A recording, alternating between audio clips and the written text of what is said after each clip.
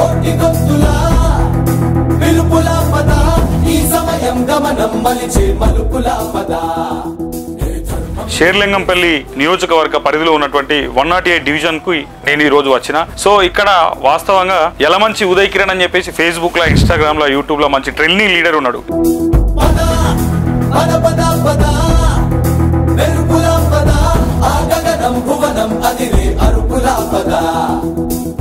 So trending అంటే Facebook, ఇన్స్టాగ్రామ్లోనే కాదండి, మేము చేసే కార్యక్రమాలే మాకు శ్రీరామ్ రక్ష.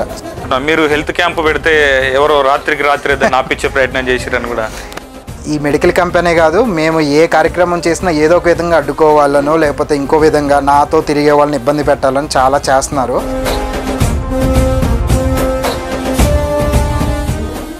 వాళ్ళు కూడా ఎట్లుంటారన్న రమేష్ వాళ్ళు మంచి సపోర్ట్ చేస్తారు మీకు? నాకు బండి రమేష్ సార్ కానీ జగదీశ్వర్ గౌడ్ కానీ నాకు 2 కళ్ళు లాంటి వాళ్ళండి.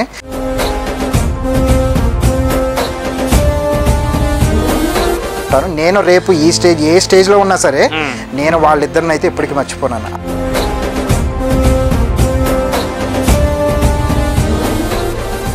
మీ బర్త్డే అప్పుడు కూడా, రేపు బర్త్డే అనగా పోస్టర్లు అంటిస్తే కూడా పోస్టర్లను దింపినటువంటి వీడియోలు వైరల్ అయినాయి. అప్పుడు 2 రోజులు కష్టపడి అంటించారన్న, 2 రోజులు నిద్ర లేకుండా కష్టపడి అంటించారు.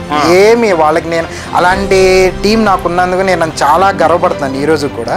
అలాంటి టీం కష్టపడితే రేపు బర్త్డే రోజు మార్నింగ్ కూడా చించేసుకుంటే వెళ్తున్నారు. మీ డివిజన్లో ఎవరిని మందలిచ్చినా పలానా ఉదయ్ కిరణ్ ఎట్లుంటాడు, మరి కార్పొరేటర్గా పోటీ చేస్తే గెలుస్తాడా, గెలిపిస్తారా, మంచోడైనా వ్యక్తిగతంగా ఎట్లా ఉంటాడు అని చాలా మందిని మందలిచ్చే ప్రయత్నం చేసిన నేను. నవ యువ నాయకుడు అని అంటానండి నేను అతన్ని. ఎందుకంటే సాధారణంగా చాలామంది ఎన్నో పూనుకోవాలి, అవి చేయాలి, ఇవి చేయాలని అనుకుంటారు, కానీ వాస్తవానికి వాళ్ళు అమల్లోకి తీసుకురారు. ఏవి కూడా ఆలోచనల్ని ఆచరణలో పెట్టేవాళ్ళు చాలా తక్కువ మంది. మధ్యతరగతి రైతు కుటుంబంలో పుట్టి ఎంటెక్ గోల్డ్ మెడల్ సాధించి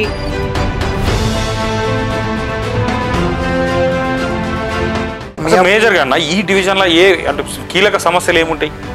మియాపూర్ డివిజన్లో కీలక రోడ్ల సమస్యలు కొంతవరకు ఉన్నాయన్న. ఓకే. సో రోడ్ల సమస్యలు కానీ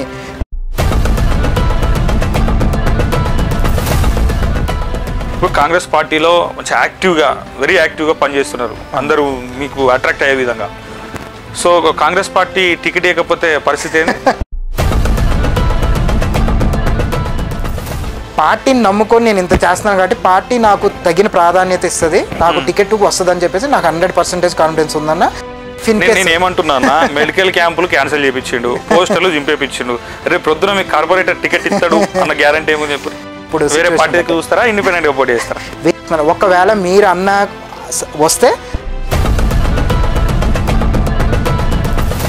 మోస్ట్లీ అసలు ఫస్ట్ రాజకీయాలకు ఎందుకు రావాలనుకున్నావు? నన్ను మంచి ఉద్యోగం, క్లాస్గా బతికే అట్లాంటి పరిస్థితి ఉన్నప్పటికీ రాజకీయాల వైపు ఎందుకు ఆసక్తి చూపించారు?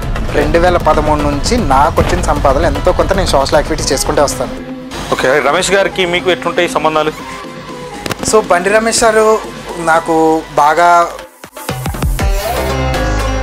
ఇప్పుడు అనుకుందామన్నా, మీకు ఇప్పుడు కార్పొరేటర్ టికెట్ దక్కింది కాంగ్రెస్ పార్టీది, ప్రచారం పోతున్నారు, ఏమైనా ప్రచారం చేసుకుంటారే?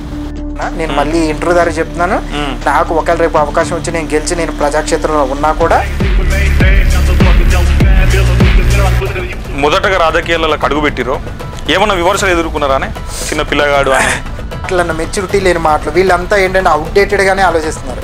బొచ్చగాడు ఏందన్నా 26 yearsకి మెడికల్ క్యాంపులు పెడుతున్నారు, అనేకమైనటువంటి సేవా కార్యక్రమాలు చేస్తున్నారు, ప్రజల దగ్గర మంచి పేరు సంపాదించుకున్నారు. మిమ్మల్ని కదిలించిన సంఘటన ఏదైనా ఉందా ఇన్ని రోజుల మీ సర్వీస్లో? అలాంటి వాళ్ళకి మనం ఏదైనా చేయగలిగితే మనం ఏం చేస్తే ఏమవుతుందన్న, మన జన్మ ధన్యం అవుతుంది. సో అలాంటివి చేయాలి. అలాంటివి నేను ఎన్నో చూశానన్న, క్యాన్సర్ పేషెంట్స్ని చూసాము.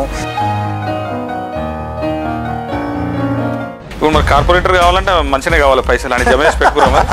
మరి ఇంత ఓపిక ఎందుకు పడుతుంది అంటే? టైం వస్తుంది అన్న, దేనికైనా టైం కోసం వెయిట్ చేయడం. నేను ఏంటంటే కాంట్రవర్సీకి వెళ్ళకూడదు. నేను అన్ని విధాలుగా ఇప్పుడు మియాపూర్ని జూబ్లీ హిల్స్, మాదాపూర్తో కంపేర్ చేసేలాగా నేను అంత అభివృద్ధి చేసి చూపిస్తాను. సో ఆ మెడికల్ క్యాంప్కి పొంగులేటి శ్రీనివాసరెడ్డి గారు వచ్చారు. సో మీకు ఆయనకి ఏంటంటే సంబంధం ఎక్కడి నుంచి? పెద్ద పెద్ద నాయకులతోని ఉదయ్ కిరణ్కి పరిచయాలు ఉన్నాయి. ఏదైనా స్టేట్ వైడ్ నామినేటెడ్ పదవి అడగలేకపోయిన పార్టీని. సో జగదీశ్వర్ గౌడ్ గారికి మీకు ఇట్లా అంత మంచి దగ్గర సంబంధం ఎట్లా ఏర్పడుతుందని? ఆయన యాక్చువల్గా ఒక మనిషిని చూస్తే స్టడీ చేస్తాడన్న బాగా. ఎందుకంటే నేను ఇందాక కూడా చెప్పాను, well educated. So Yalamanchi Uday Kiran charitable trust ఏదైతే ఉందో దాని నుంచి ఏమేమి యాక్టివిటీ చేసిరా ఇప్పటివరకు? సో నేను 2013 నుంచి ఈ ట్రస్ట్ యాక్టివిటీస్ అయితే చాలా చేసామన్నా. బట్ ఈ 1 year నుంచి అయితే ఈ ట్రస్ట్ ద్వారా మేము చేసినవి ఏంటంటే, ఉదయ్ ఇప్పుడు ఏదైనా ఒక సమస్య ఉందని ఒక మనిషి మీ దగ్గరికి వస్తాడు, దాన్ని సాల్వ్ చేయడానికి దాన్ని ఎట్లా తీసుకుంటారు దాన్ని? So L1, L2, L3, L4 అంటే బేస్డ్ ఆన్ ఆ ఇష్యూ ప్రయారిటీ సివియారిటీని బట్టి బట్టి దాన్ని.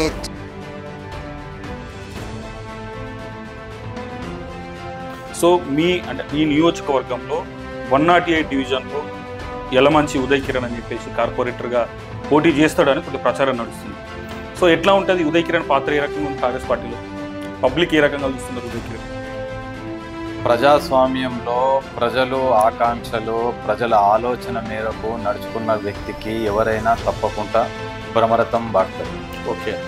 యువత ముందుకొచ్చి ఆదర్శప్రాయమైనటువంటి కార్యక్రమాలు తీసుకొని సమాజంలో అందుబాటులో ఉంటూ అన్ని విషయాల్లో చేదోడు వాదోడుగా ఉంటూ పేదలకు, బడుగు బలహీన వర్గాలకు, అట్టడుగు వర్గాలకు కాలనీలలో అవసరమైనటువంటి వసతుల విషయంలో చొరవ తీసుకొని వారి యొక్క సమయాన్ని కేటాయించి ఆరోగ్యపరంగా కానీ, పర్యావరణ పరంగా కానీ, ఇంకా పేద ప్రజలకు ఆర్థిక సహాయం కానీ, పేద విద్యార్థులకు పుస్తకాల పంపిణీలో కానీ, మరి వేసవి కాలంలో చలివేంద్రాలు కానీ, ఈ విధమైనటువంటి అనేక సంక్షేమ కార్యక్రమాలతోటి యలమంచి ట్రస్ట్ అనేది ఆదర్శవంతంగా నిర్వహించుకుంటూ వస్తూ ఉంది. దానికి నేతృత్వం వహిస్తున్నటువంటి ఉదయ్ కిరణ్ గారు చాలా ప్రోగ్రెసివ్గా ముందుకెళ్తా ఉన్నాడు. ఓకే.